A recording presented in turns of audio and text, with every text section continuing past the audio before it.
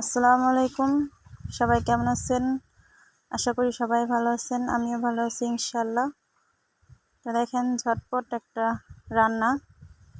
তো আজকে আমার ভালো লাগতেছিল না, ভাবলাম তো কী করব। আমাদের এখানে তো আমি একটা আগের ভিডিওতে বলছি যে আমাদের ফরিদপুরের ভিতরে আপনার সকালে হলো রান্না করতে হয় গরম ভাত তরকারি, আবার রাত্রে রান্না করতে হয় গরম।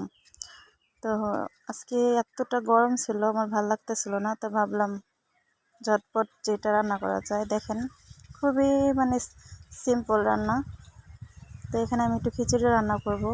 এখানে দিয়ে দিয়েছি কাঁচামরিচ, পেঁয়াজ, আদা বাটা, রসুন বাটা, জিরা বাটা, তো শুকনো মরিচ বাটা দিছি আমি, হলুদের গুঁড়া, ধনিয়ার গুঁড়া, তারপরে তেল দিয়া লবণ দিয়া তারপরে এটা একবারে মাখাই দিব এখন। দেখেন আমার আজকে অনেক খারাপ লাগতেছে, তো ভাবলাম তাড়াতাড়ি যেটা হয় সেটাই করি আর আপনাদের সাথে একটু শেয়ার করি। তো আপনাদের জাগিয়ে দেখবেন যে ভালো লাগতেছে না, সময় কম, তো এইভাবে হয়তো তাড়াতাড়ি রান্নাটা করতে পারেন। তো এখন আমি গরম করে রাখছিলাম হিটারে পানিটা, তো গরম পানি দিয়ে দিছি। গরম পানিটা দিয়ে এখন আমি ঢাকনাটা ঢেকে কিছুক্ষণ বলক আসার জন্য রেখে দেব। দেখেন এতটা গরম বুঝছেন, তো গরমে কারোই ভালো লাগে না, এখন এই সময়টা সবারই খারাপ লাগে। তো এখন কিছু তেজপাতা, গরম মশলা দিয়ে দিব।